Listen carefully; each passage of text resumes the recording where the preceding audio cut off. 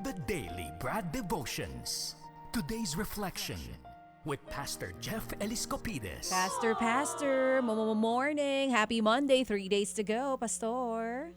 Merry Christmas, Cha! Yeah, Ayun naman, Cha. fresh na Merry Christmas. fresh. Good morning, Ted. Fresh na fresh on a Monday morning, Pastor Jeff. Holiday na ang iba. Tayo, dire-diretso pa rin tayo dito sa ating hanap buhay. At syempre, magandang balita na hatid mo pa rin. Anong meron today, Pastor? Of course, wala tayong tigil sa paglilingkod. Let's talk about humility. Yan. Yung pagiging mapagpakumbaba. Hindi ko alam kung pasok to, pero Christmas reminds us of this trait of humility. Pero minsan po, sa mundo na to, bakit kailangan maging somebody ka bago ka magkaroon ng value? Alam mo yon? Kailangan may title ka, kailangan marangya ka, may pera ka, kailangan may recognition ka, kailangan may mga achievements ka. Hindi naman po masama yun. Hindi ko sinasabi masama. Kaya lang, yun lang yung batayan ng mundo. Pag wala ka narating, wala kang value, parang ganon. Pero minsan pati sa faith, ina-apply natin yan, ha? Pag maayos na ako, saka ako lalapit kay God. Pag stable na yung buhay ko, spiritually, saka ako magiging grateful kay God. Pero Christmas breaks that mindset. Alam niyo po si Jesus, anak siya ng Diyos. Could have been born sa palasyo, pwede siyang pinanganak sa mga hari at reyna, pero pinili niya isang karpintero, pinili niya isang simpleng babae na si Maria, pinili niyang ipanganak sa isang sabsaban na wala nang available na matitiran. Pasabi po sa Filipos 2:7, sa halip, kusa niyang binitawan ang pagiging kapantay ng Diyos at namuhay na isang alipin. Ibig sabihin po, bumaba siya sa lupa bilang isang servant to serve the Father, yung kanyang will, and to serve us, mean to say, to save us from our ultimate problem, which is sin and death. Kaya po, God chose humility to show us His heart. Si Jesus po, as I've said kanina, mas pinili niyang ipanganak na simpleng tao. Hindi siya naghintay din ng perfect setting. Chaotic po ang mundo during that time. Okay? And Christmas teaches us, humility is not weakness. Minsan kasi pagka nagpakumbaba tayo, baka show of weakness yan. Sign niya na mahina ka. No, it is actually the language of heaven. Alam niyo po yung Biblia sabi, God opposes the proud. Kinakalaban daw po ng Diyos ang mga mapagmaliit na tingin sa tao, yung mapagmataas.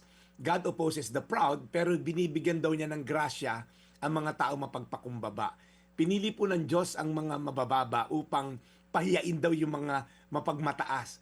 Kaya po, why true greatness always begins sa pagiging humble?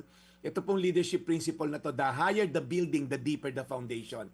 Mas stable po ang structure pag malalim po at solid ang pundasyon. Ganon din po, si Jesus po pinili niya magtatag ng magandang pundasyon, yung pagiging humble, dahil alam niya i-elevate siya ni God eventually as the King of Kings and the Lord of Lords. Kaya po yung impact po ng pagiging humble, kung ma-apply natin sa buhay natin, let's continue to look at ourselves. Ano ba yung mga bagay na nagiging mapagmayabang ako?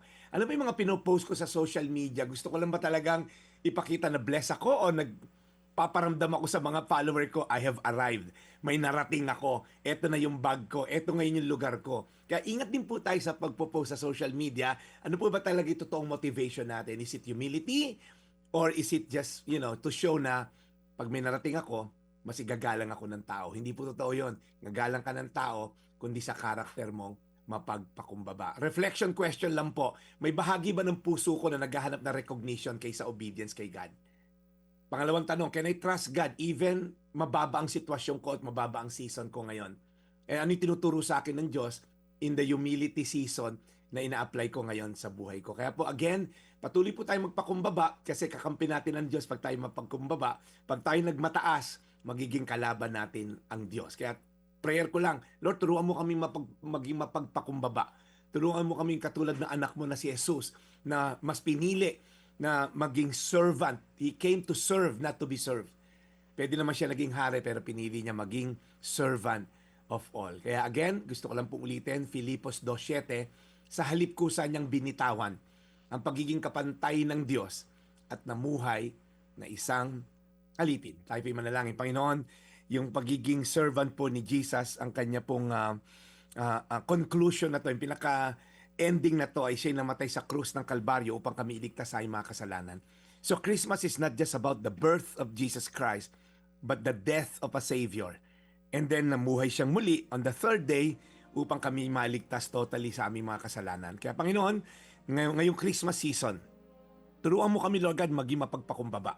hindi magpayabang, na may bago kami iPhone 17, may bago kaming sapatos ng magagara, may bago kaming kotse. Lord, tulungan mo kami, Lord God, na maging thankful lang at grateful sa mga blessing na binibigay mo.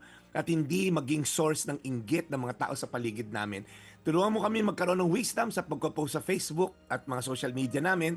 Ano ba talaga yung motivation? Ba't kailangan namin i-post yung mga bago naming gadget at ari-arian? So Lord, tulungan mo lang kami to be humble.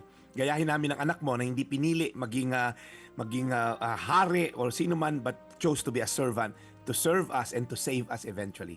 In Jesus' name, Amen. Amen. And Lord, thank you again sa araw na ito, sa aming pakikinig.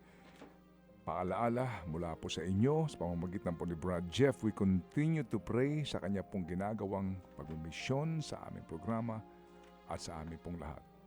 We pray para po sa kanyang kalusugan at sa kanya pong araw-araw na sakripisyo para sa bayan. In Jesus' name we pray. Amen. Amen. Amen. Thank you, Lord, and thank you, Brad Jeff, sa araw na ito, Monday ulit. And we continue with our mission sa buong linggo ng paggawa. Wala pong holiday sa amin. Tuloy po ang ating pong paglilingkod. Thank you, Brad. We'll catch you again tomorrow. Maraming salamat, Brad Ted.